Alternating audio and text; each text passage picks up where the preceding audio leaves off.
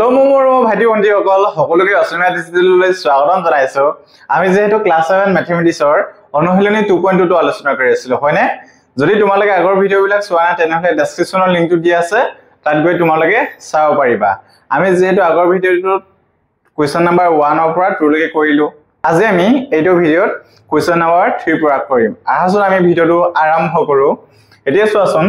4 ভাগৰ 3 ৰ 15 ভাগৰ 8 দি আছে। ৰ মানে কি হয় আমি এইকিটা পূৰণ কৰিব লাগিব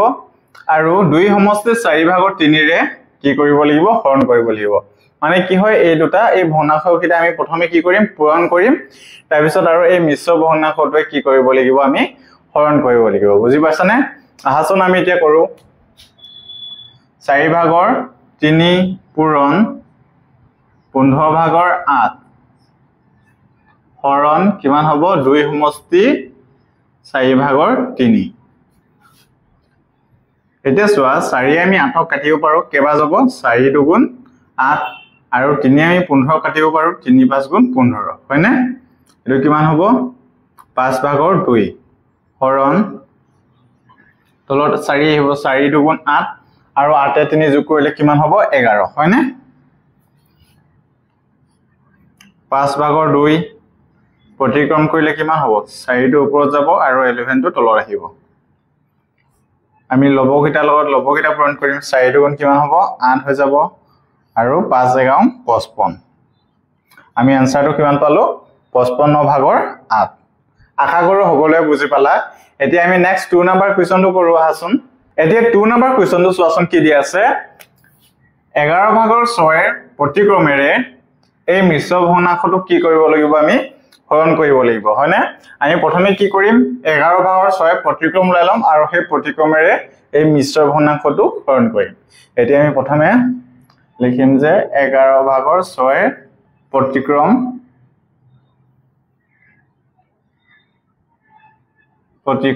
হল কিমান হ'ব 11 ভাগৰ 6 প্ৰতিক্ৰম 6 ভাগৰ 11 হয়নে? এতিয়া চোৱাচোন এতেকে 1 সমষ্টি 22 ভাগৰ 13 আমি এই প্ৰতিক্ৰমটো কি কৰিব লাগিব আকৌ হৰণ কৰিব লাগিব। এতিয়া চোৱা এটো তলত কিমান আহিব 22 22 গুণ 22 আৰু 22 ৰ লগত যদি আমি 13 যোগ কৰো তেতিয়া কিমান হৈ যাব 5 35 ইনটু কিমান হ'ব 11 ভাগৰ 6। এতিয়া কি কৰিব পাৰো 22 আৰু 6ক আমি 2 এ কাটিব পাৰো। 2 এ 6ক কেবা যাব 3 বাৰ যাব আৰু 22ক কেবা যাব 11 বাৰ হয়নে? এতিয়া চোৱা 35 আৰু 3 পূৰণ কৰিলে মানে কিমান হৈ যাব আমি আৰু এটা স্টেপ কৰি লৈছো 35 ইনটু 3 11 ইনটু 11 হয়নে? 35 ৰ লগত যদি আমি 3 পূৰণ কৰো তেতিয়া কিমান হ'ব 5 3 গুণ 15 কুলিলে 1 3 3 গুণ 9 10 হয়নে? 11 121 আমি কিমান পালো 121 ভাগৰ 105 হয়নে? এতিয়া আমি নেক্সট 3 নম্বৰ কোৱেশ্চনটো কৰো আহাচোন। 3 নম্বৰ কোৱেশ্চনটো চোৱাচোন কি দি আছে 3 ভাগৰ 1 আৰু 5 ভাগৰ 2 পূৰণফলক 7 ভাগৰ 3 আৰু 5 ভাগৰ 2 পূৰণফলেৰে কি কৰিব লাগিব আমি হৰণ কৰিব লাগিব হয়নে? আহাচোন আমি এইকিটা প্ৰথমে পূৰণ কৰো 1/3 পূৰণ 5 ভাগৰ 2 হয়নে? হৰণ 7 ভাগৰ 3 ইনটু 5 ভাগৰ 2। এতিয়া আমি এইকিটা পূৰণ কৰিম হয়নে? 2 গুণ 2 আৰু 3 5 গুণ কিমান হ'ব 15 হৰণ 3 দুগুণ 6 আৰু 7 5 গুণ কিমান হ'ব 35 হয়নে? এটো 15 ভাগৰ 2 পূৰণ এটো প্ৰতিক্ৰম কৰিলে কিমান হৈ যাব 35 তলত কিমান হ'ব 6 5 এ 3 বাৰ আৰু 5 এ 35ক কেবা যাব 7 বাৰ হয়নে? এটা 2 আমি 6 কাটিব পাৰো 2 3 গুণ 6 এ কিমান আহি যাব 7/9 3 3 গুণ 9। এটাকে আমাৰ 3 নম্বৰ কোৱেশ্চনটো কিমান পালো আনসাৰটো 9 ভাগৰ 7। আশা কৰো সকলোৱে বুজি পালা। এতিয়া আমি নেক্সট কোৱেশ্চনটো কৰো আহাচোন এতিয়া 4 নম্বৰ কোৱেশ্চনটো চোৱাচোন কি দিয়া আছে দুটা সংখ্যাৰ পূৰণফল এক সমষ্টিৰ দুভাগৰ 1 যদি এটা সংখ্যা 14 ভাগৰ নহয় তেন্তে অন্য সংখ্যা নিৰ্ণয় কৰা আমাক অন্য সংখ্যাটো নিৰ্ণয় কৰিব লাগে হয় না গতিকে দুটা সংখ্যাৰ পূৰণফল কিমান দিয়া আছে আমাক দুটা সংখ্যাৰ পূৰণফল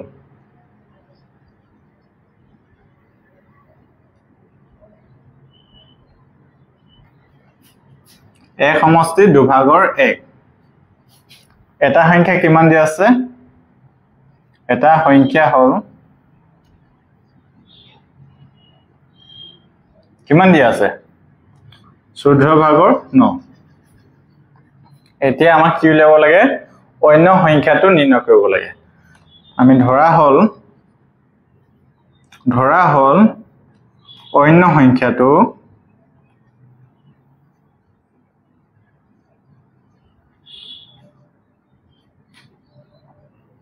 x আমি অন্য সংখ্যাটো যেহেতু দিয়া নাই গতিকে আমি কি ধৰি লৈছো x ধৰি লৈছো প্ৰশ্ন মতে এতিয়া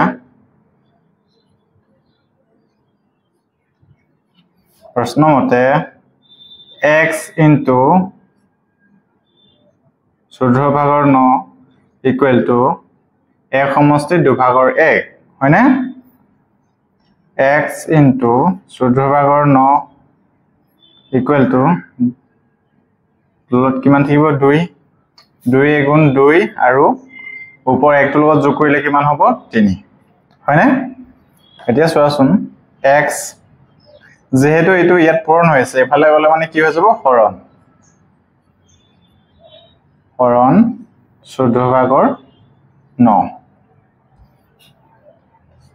x equal to কিমান হ'ব 3/2 into ওপৰত কি হ'ব এটো প্ৰতিক্ৰম হৈ গলে মানে কি হৈ যাব 14 টো ওপৰত যাব আৰু 9 টো তলত আহি যাব এতিয়া 3 ৰে আমি 9 কাটিব পাৰো কেবা যাব 3 বাৰ আৰু 2 আমি 14 কাটিব পাৰো কিমান বাৰ যাব 7 বাৰ কিমান হৈ যাব 3 ভাগৰ 7 এতিয়া আমি এটো যেহেতু অপ্ৰকৃত ভগ্নাংশত আছে গতিকে ইয়াক কি হলে পৰিৱৰ্তিত কৰিম মিশ্ৰ ভগ্নাংশলৈ এতিয়া 3 ৰে 7 কেবা যাব 2 বাৰ 3 দুগুণ 6 কিমান বাকি থাকিলে ভাগশেষ 1 এটা কি কিমান হৈ যাব 2 সমষ্টি 1 ভাগৰ 3 এটো আমাৰ আনসাৰটো হৈ যাব অন্য সংখ্যাটো কিমান হৈ যাব 2 সমষ্টি 3 ভাগৰ 1 আশা কৰো সকলোৱে বুজি পালা এতিয়া আমি নেক্সট 5 নম্বৰ কোৱেশ্চনটো কৰো হাসুন এতিয়া 5 নম্বৰ কোৱেশ্চনটো চোৱাচোন কি দি আছে এখন গাড়ীয়ে 3 সমষ্টি 3 ভাগৰ 1 ঘণ্টাত 240 কিলোমিটাৰ বাট অতিক্ৰম কৰিলে 1 ঘণ্টাত গাড়ীখনে কিমান কিলোমিটাৰ দূৰত্ব অতিক্ৰম কৰিব বুলি হৈছে এতিয়া চোৱা 3 সমষ্টি 3 ভাগৰ 1 ঘণ্টাত অতিক্ৰম কৰে হয়নে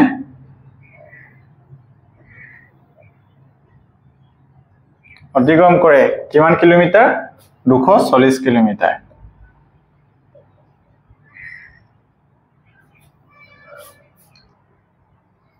এতিয়া সো এই মিশ্ৰ ভগ্নাংশটো যদি অপ্ৰকৃত ভগ্নাংশত পৰিৱৰ্তিত কৰিলে কেনেদৰে হ'ব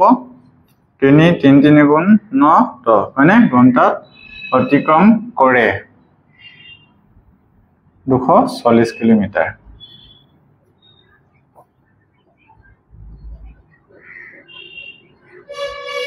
এতিয়া আমি কি উলিয়াব লাগে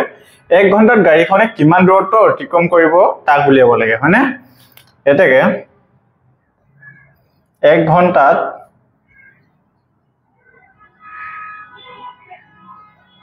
গাড়ীখনে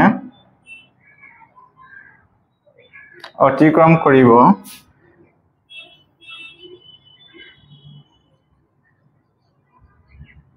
কিমান ঘণ্টা অতিক্ৰম কৰিব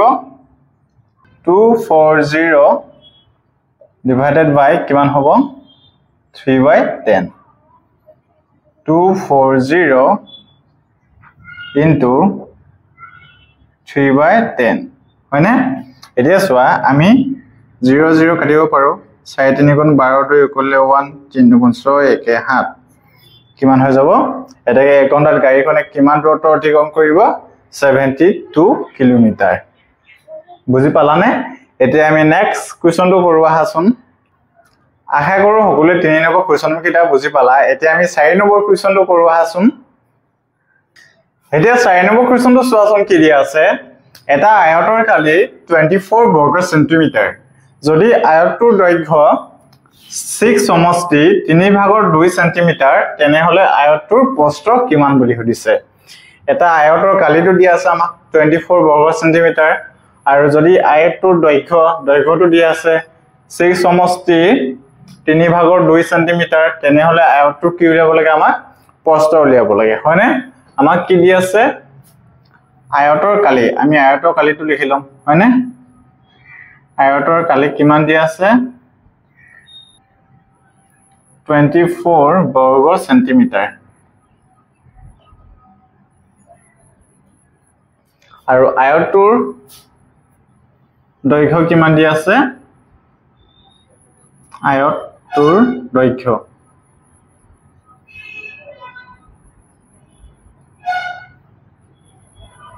6 সমষ্টি 3/2 বৰ্গ সেন্টিমিটাৰ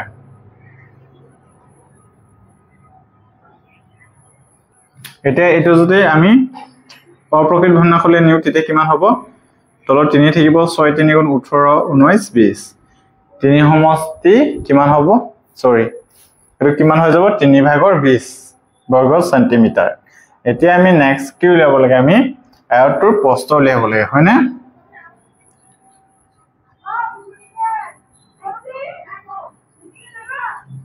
প্ৰস্থ কুৱেশ্যন মাৰ্ক হয়নে আয়তৰ কালি তোমালোকে সূত্ৰটো জানা নে কি আছিল আয়তৰ কালি সূত্ৰটো দৈৰ্ঘ্য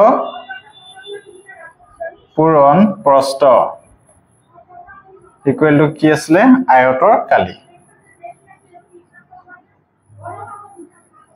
এটোৱে কালি সূত্ৰ আছিল হয়নে আমাক দৈৰ্ঘ্য কিমান দিয়া আছে দৈৰ্ঘ্য দিয়া আছে 3/20 কিন্তু কিমান হ'ব প্ৰস্থ ইকুৱেল টু আয়তটোৰ কালি কিমান হ'ব কিমান দি আছে 24 বৰ্গ সেন্টিমিটাৰ এতিয়া চোৱা প্ৰস্থ 24 ইয়াত যেহেতু এটো কি আছে পূৰণ হৈ আছে ইফালে গলে মানে কি হৈ যাব হৰণ কিমান হৈ যাব 3/20 equal to 24 into 3/20 হয়নে কি আমি 24 আৰু 20 এইটা দুইয়ে কাটিব পাৰো হয়নে দুইয়ে কেবা যাব 12 বাৰ আৰু এক কেবা যাব 10 বাৰ হয়নে আকৌ আমি দুইটাকে কাটিব পাৰো 12 কেবা যাব দুইয়ে সবা যাব আৰু 10 কিহে যাব দুইয়ে 5 বাৰ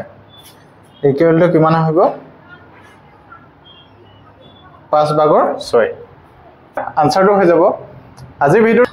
ভিডিওটো আমি ইমানটা সামৰণি মাৰিছো